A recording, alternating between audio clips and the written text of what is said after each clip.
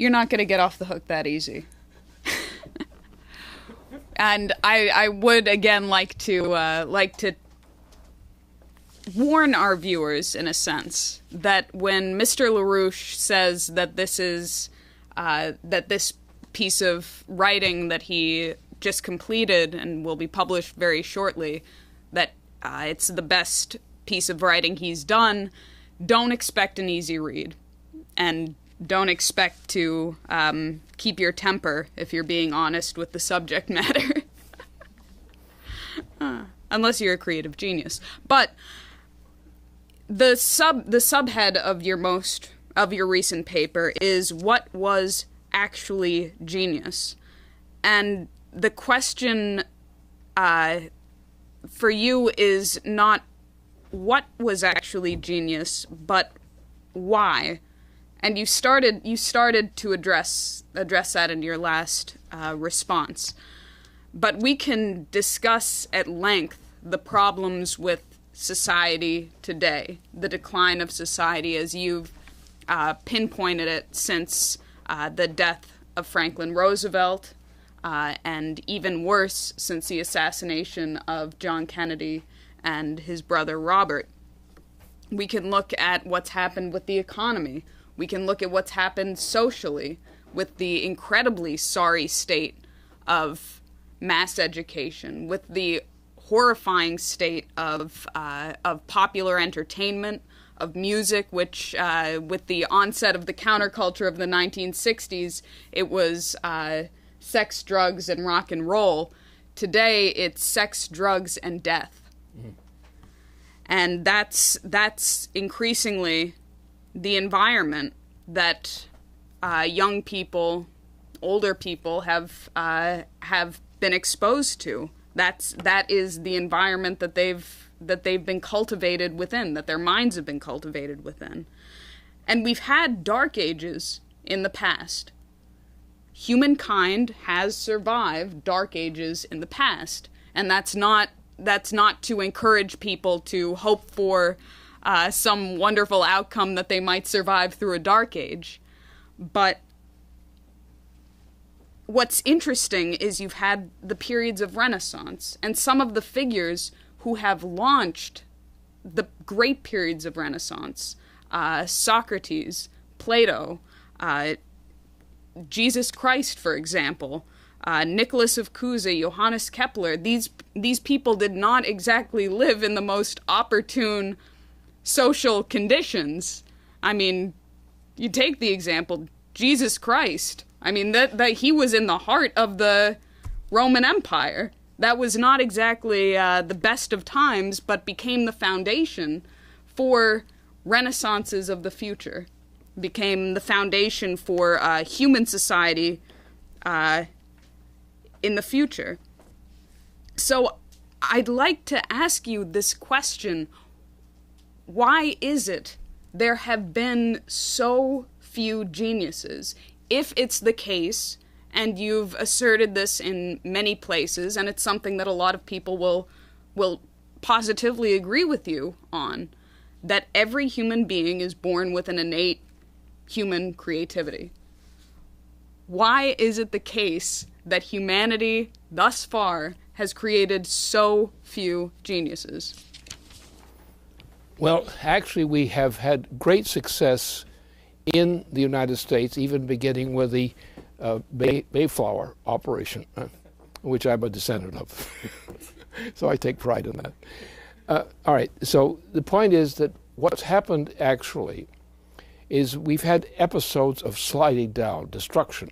Most of the destruction of the United States has actually been caused by the Anglo-Dutch imperial force.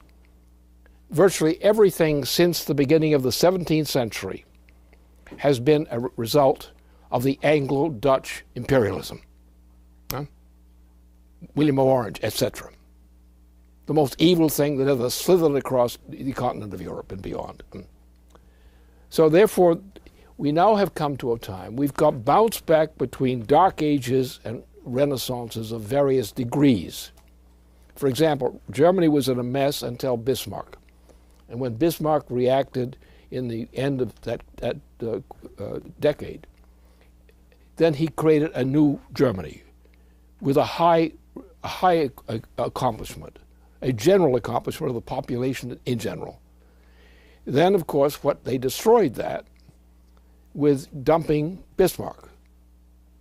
And the dumping of Bismarck led to this silliness of the German, because when Bismarck was kicked out of office, that's when World War I started, actually. And that was in 1890. And then from that point on, you have a remorseless, unstoppable war called the First World War, which spilled over into the 1920s. We then had a relief with Franklin Roosevelt. And as long as Roosevelt was president, we were on the way to victory. But the minute Roosevelt died, and Truman and company were among those just waiting for him to die so they could start the war they wanted to do. If you look at the policy of peace under this, Franklin Roosevelt, and you look at the change with the introduction of this piece of pork called Truman, and you find this on a slide, we find resistance. The Kennedy brothers were a factor of resistance, typify resistance. But then we started the Indochina War. And since the beginning of the Indochina War, the United States has been going to hell, first by inches, then by foot, then by yard, then by miles, and so forth. So the population of the American population today is morally derelict compared to the generation of my age, of my youth. And that's the big problem. We have a degeneration, a moral, intellectual degeneration of the population of the United States. So that if we don't get the United States back now, the young generation coming up now will destroy the nation anyway. So that's the issue. You have to do it. Because if you keep this policy going, and what's allowed, look at the people who are my age as a young man, they don't exist anymore to speak of. And the younger ones who aren't in that category aren't fit to lead, except very rare cases of people who actually have the guts and brains to do what's necessary. Most of our members of Congress are cowards, stinking cowards. They have no depth of commitment at all. What we have now is they are now those people who are generally gutless. And you see repeatedly with votes and vote after vote in the Congress, you have a gutless Congress, a gutless wonders assembly, not a Congress. And what we cannot now, at this point, turn the tide away from what has happened since Franklin Roosevelt died. If we can't turn that tide now, mankind may be finished. And that's what I'm concerned about. And I know I make no mistake. I make no exaggeration in any degree on this issue. I'm right, and anybody who thinks I'm not right, they're wrong.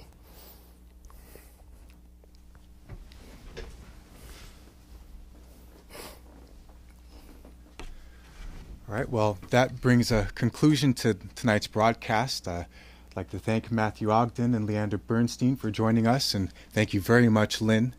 And thank you all for joining us. Good night.